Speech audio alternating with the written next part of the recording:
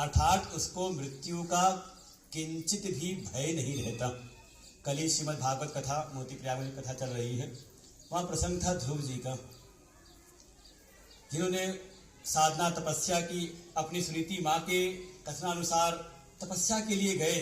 देवर्षि नारद का सद्गुरु रूप में उपदेश प्राप्त हुआ, साधन उनको ज्ञात हुए, और जब साधन करके भगवान की प्राप्ति हो गई, उसके बाद उनको जहां से तिरस्कार करके निकाला गया था जिस सिंहासन पर से, वही राजा उत्तानपाद अपने पुत्र का स्वागत करते हैं और अंततः राज सिंहासन पर वही विराजमान होते हैं।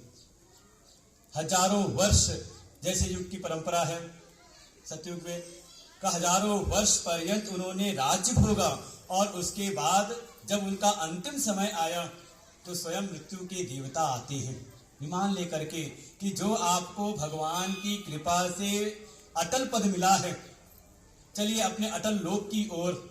लेकिन विमान कुछ ऊंचा था, ध्रुव जी चढ़ने का प्रयास करते हैं, पैर पहुंचता नहीं। तब मृत्यु के देवता अपना मस्तक झुकाते हैं उनके सम्मुख और कहते हैं, आप मेरे मस्तक पर पैर रख करके चढ़ जाइए। मृत्योर मूढ़िम पदम दत्वा, और ध्रुव जी मृत्यु के शीश के ऊपर पैर रख करके कहा वो चले जाते हैं अपने लोक की ओर। अर्थात जिन पर सद्गुरु की कृपा हो, सद्गुरु कृपा से भगवत प्राप्ति हो जाए, तो वास्तव में उसका मरण भी सुधर जाता है। मृत्यु भी आती है तो झुक करके आती है, वो मृत्यु से भयभीत नहीं होता। तो मुख्य रूप से ये दोनों दिवस हमें स्मरण में रहे।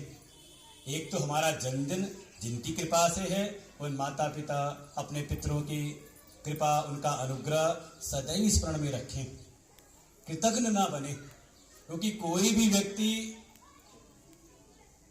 जो कह देते हैं कि हमने अपना जीवन स्वयं बनाया है, वो केवल मूर्खतापूर्ण वचन है। जब चलने फिरने की सामर्थ्य नहीं थी तब किसी ने सहयोग किया ना हमारा, किसी तो हमें भोजन कराया होगा, किसी ने तो हमें दूध पिलाया होगा। तो जो भी अन्न देने वाला है, जीवन देने वाला है, वो भी माता पिता के तुल्य ही है। तो ऐसे जिनके भी हम पर उपकार हैं, हमारे माता पिता, हमारे पितरों का सदैव उनके प्रति कृतज्ञ बने रहें, उनके आभार को सदैव इस जीवन में स्मरण किए रहें।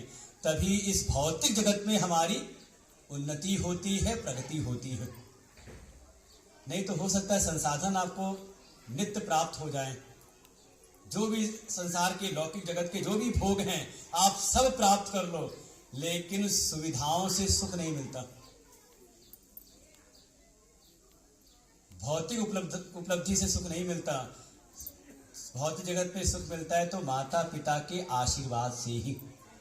और दूसरा वो दिन जो हमारे जीवन का सर्वोच्च दिवस है, वो घनश्याम सिंह जी कह रहे थे कि हाँ हम तो मुक्त हो गए।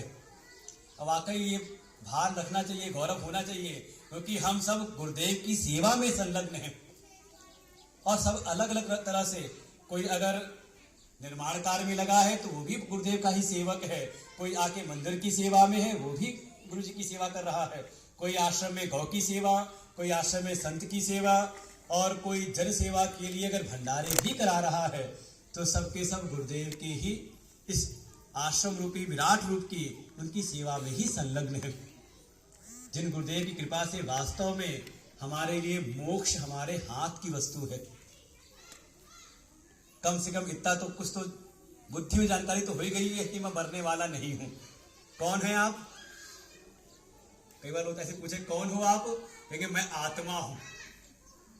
बिल्कुल हंसी मजाक में भी कहें तो अच्छी बात है, कम से कम बुद्धि में संस्कार तो पड़ रहा है कि मैं जन्मने मरने वाला देह नहीं, मैं आवागमन करने वाला जीव नहीं, बल्कि मैं शुद्ध बुद्ध मुक्त स्वरूप आत्मा हूं। और ये हमारे गुरुदेव की ही करुणा कृपा है, जिन्होंने हमें इस आत्मज्ञान के मार्ग में बढ़ाया, जिनकी कृपा से हमें एक बोध है। बोध ना भी तो परोक्ष ज्ञान तो है कि मैं अजन्मा हूं, मैं अमर हूं। तो ये दो जीवन के दो दिन हैं, एक दिन जिस दिन हम जन्म लेते हैं, और दूसरा वो दिन जिस दिन हमें ये बोध हो जाता है कि मैं जन्मने वाला नहीं, और जन्मने वाला नहीं तो फिर मैं मरने वाला भी नहीं, तो किस बात का दुख। क्योंकि जीवन में सबसे बड़े जो दुख हैं वो जन्मने और मरने के ही दुख हैं। जन्मत मरत दुसा दुख होई। इसलिए बिल्कुल भगवान की पंचमुखी महादेव की ऐसी कृपा, गुरुदेव की ऐसी अनुकंपा कि हम श्रेष्ठ मार्ग के अनुयायी हैं, इसका गौरव बनाए रखना चाहिए। इसको एक महत्व बुद्धि के साथ में हम जीवन जिए, उसके लिए ये अवसर होते हैं। कभी आश्रम में कोई उत्सव मना करके, और उत्सव वास्तव में बिना ढोलक और बिना नाच गाने के उत्सव कैसा? वृंदावन में लाला का जन्मदिन मनाए तो, कन्हैया का जन्मदिन मनाए तो, बिना नाच गाने के। इसे बिल्कुल सत्संग प्रवचन भी जरूरी है, बहुत जरूरी है, लेकिन थोड़ा जीवन का हर्ष उल्लास आनंद भी। और वाकई ज्यादा आनंद ये इसका था, अगर सत्संग इतनी देर सुनाते हैं ना तो धूप भी परेशान करती है और भूख भी परेशान करती है। और मैंने देखा जितनी देर ये भजन कीर्तन चल रहा था, किसी को ना धूप की चिंता थी ना किसी को भूख की चिंता थी। और भगवान भी ऐसे आनंद में कि बदली छा गई एकदम। देखो इस समय धूप है, इस समय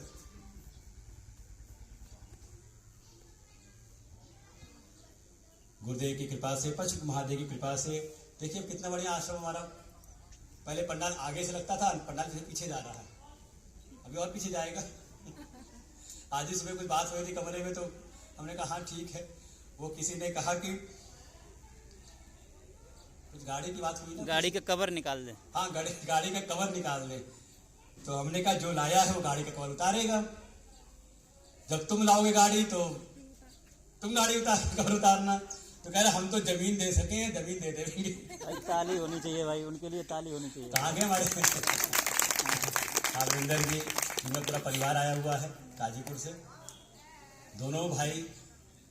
बिल्कुल वीरेंद्र दिखाई भी देते हैं, बड़े भाई दिखाई नहीं देते, लेकिन उनका हृदय इतना गुरुदेव से जुड़ा हुआ है कि कुछ कहा नहीं जा सकता। पूरा परिवार उनका आया हुआ है। अभी बस लेकर के गए ना तो 45 सीटर बस बुक कर ली गई, और जब गिनने लगे 15 को जाना है, 14 तक मुश्किल से 25 लोग हुए। हम भी कहीं काशी की यात्रा में और कहाँ हरिद्वार चले गए, व्यस्त रहे, बात हो नहीं पाई। 25 सीटें बुक थी। तब तक धीरे धीरे फोन आना शुरू हुआ काजीपुर से, कहा बाबा सीट खाली है। हमने कहा कितने लोग हैं? कहा 2 लोग बढ़ रहे हैं। हमने कहा ठीक है ले आओ। फिर 1 घंटे बाद फिर फोन आता है, बाबा सीट खाली है। हमने कहा सीट खाली है, कितने लोग हैं? कहा 3 लोग और बढ़ रहे हैं। तो कहीं सकौती से उनके परिवार का कोई आ गया, तो कोई कचेड़ा से आ गया, तो नोएडा कचेड़ा से, तो कहीं जागृति विहार से। वो करते करते 11 सीट तो इनके घर की ही हो गई।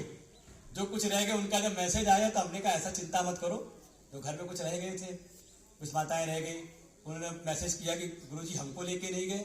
हमने चिंता ना करो, अगली बार तुम्हारे घर से ही एक बस लेके जाएंगे। तो देखिए पूरा परिवार, और वाकई धन्य भागी हैं जिनकी भूमि पर ऐसा आश्रम हो, संतों का निवास हो, पंचमुखी महादेव का निवास हो, तो धन्य भागी है पूरा परिवार। फिर उसी में, और हमारे गुरुदेव पास लगता है नाम की कुछ कमी थी, एक ही नाम के ढेर लगा रखे हैं। एक ने भूमि दी, अच्छा भूमि मिल जाए तो उसमें बात यही हुई। तो हमारे पंडित जी ने बात पकड़ ली, कहा ठीक है जमीन दो। तो एक और महापुरुष से कह रहे जमीन तो दे दी, लो बनवाओ, काम कराओ। यही तो बात थी कुछ। कहा जमीन तो है, जाओ, कोई रोक रहा है क्या? कराओ बाउंड्री, जितनी करा सकते हो पूरी, पीछे जहां पे जा रहे हो चलते चले जाओ बढ़ते हुए।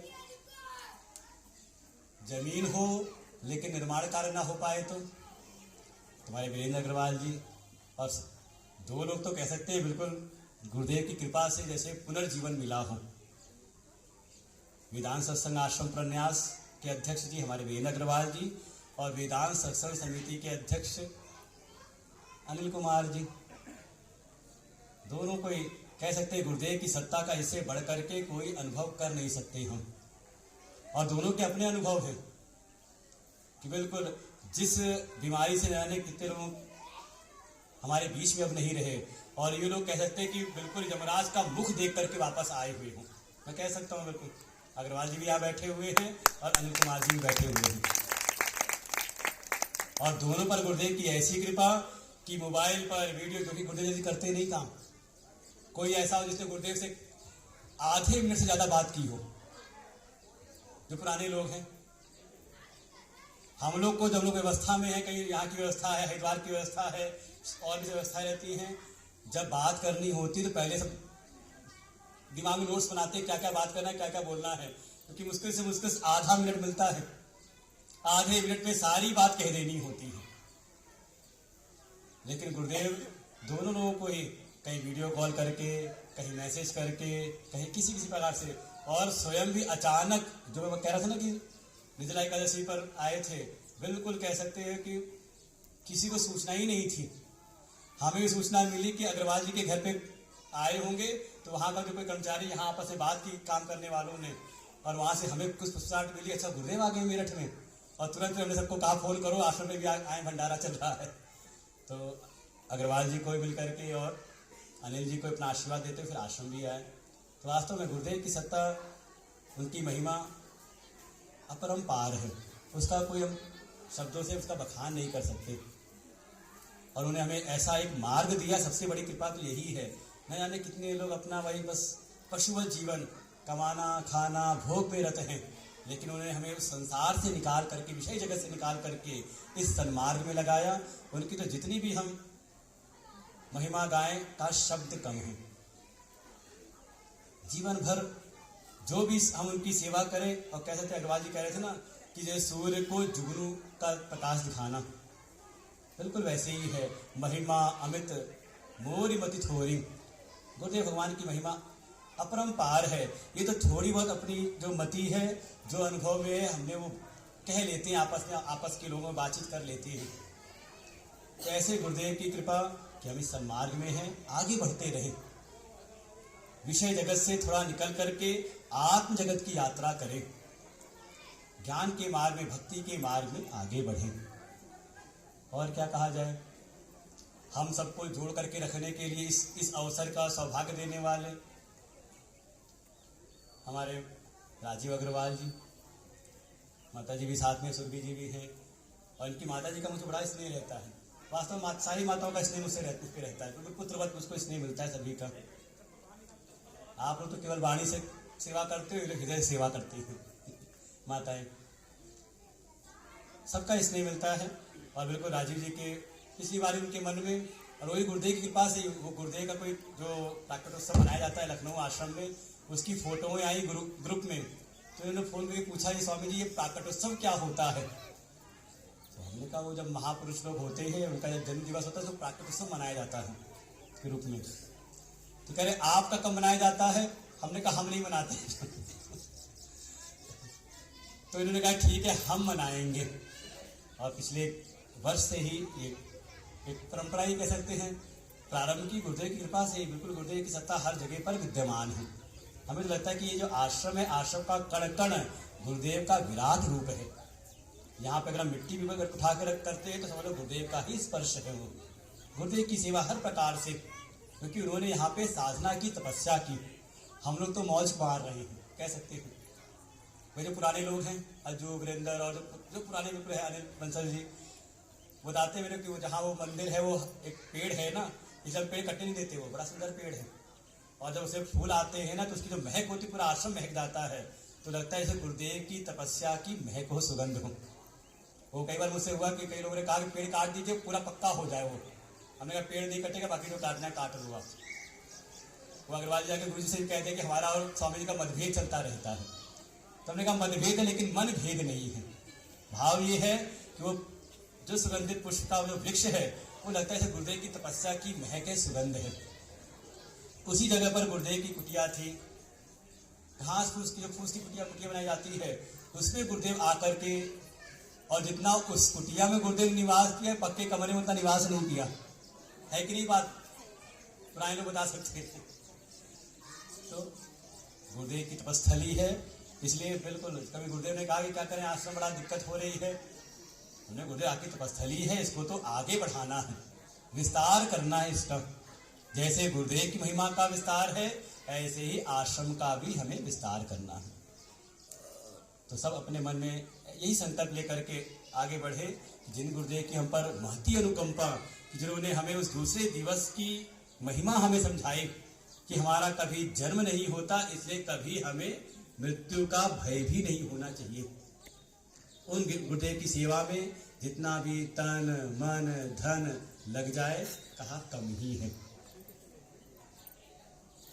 साथ ही पूज्य महाराज श्री और गुरुदेव कैसी कृपा रही कि मेरे को ज़्यादा यहाँ लगना नहीं पड़ा, कोई ना कोई गुरुदेव कृपा से मुझे मिलते ही रहे। कभी पूज्य ब्रह्मलीन स्वामी ब्रह्मानंद जी थे और बिल्कुल वैसे ही पूज्य महाराज श्री स्वामी अभिजानंद सरस्वती जी महाराज गुरुदेव के परम कृपा पात्र। और इनका जो आश्रम प्रति अपनत्व का भाव रहता है कि जो आता है जिसका आश्रम से अपनत्व है उसको अपना पूरा प्रेम निछावर कर देते हैं। साधन भजन में भी लगे रहते हैं, आश्रम की देख रेख में लगे रहते हैं। इनकी भी बहुत बहुत कृपा है, इनको भी हृदय से नमन है। और अब आप सबका भी, आप सब ना हो आश्रम में तो सारी व्यवस्था जरी की जरी बेकार है। सबको हृदय से मन करते हुए सबको गुरुदेव का आशीर्वाद प्राप्त हो, पशु महादेव की कृपा मिले। अब चलते हैं अपना मुख्य कार्य भोजन भंडारा, क्योंकि बहुत हो गया, बच्चे पीछे बहुत शोर मचा रहे हैं।